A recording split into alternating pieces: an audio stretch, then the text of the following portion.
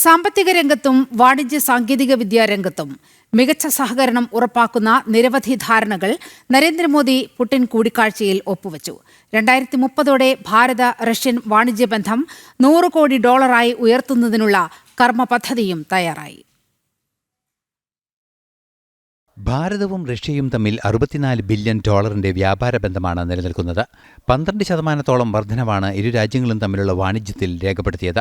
മികച്ച വാണിജ്യബന്ധം ഭാരതവുമായി ആഗ്രഹിക്കുന്നതായും 2030 ഇരു രാജ്യങ്ങളും തമ്മിലുള്ള വാണിജ്യബന്ധം $100 ബില്യൺ ഉയർത്തുകയാണ് ലക്ഷ്യമെന്നും പുടിൻ അറിയിച്ചു. Last year, our bilateral trade turnover has grown by 12%, setting another record.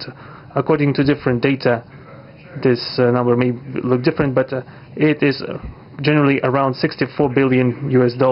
Currently, we are forecasting that the results of this year will remain at the same impressive level. At the same time, as I perceive it, we are up to the task of getting this number to the level of $100 billion.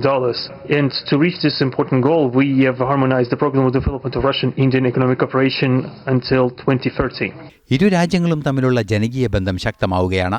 ഭാരതവും റഷ്യയും പരസ്പരം പുതിയ 2 കോൺസുലേറ്റുകൾ സ്ഥാപിച്ചു. Russian പൗരന്മാർക്ക് 30 ദിവസത്തെ tourist visa ലഭ്യമാക്കാനും ഭാരതം തീരുമാനമെടുത്തതായി പ്രധാനമന്ത്രി നരേന്ദ്രമോദി അറിയിച്ചു. भारत और रूस के संबंधों में हमारे सांस्कृतिक सहयोग और पीपल टू पीपल टाइज का विशेष महत्व रहा है. हाल ही में रूस में भारत के 2 नए कॉन्सुलेट्स खोले गए हैं. इससे दोनों देशों के नागरिकों के बीच संपर्क और सुगम होगा और आपसी नजदीकियां बढ़ेगी.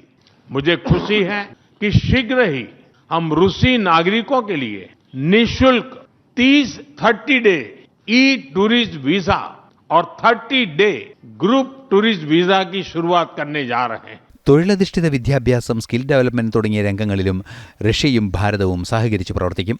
ആണവോർജ്ജം, ആധുനിക കാലത്തിനനുസൃതമായുള്ള നൂതന ഊർജ്ജോൽപാദന രീതികളിലും ഇരു രാജ്യങ്ങളും സഹകരിക്കും.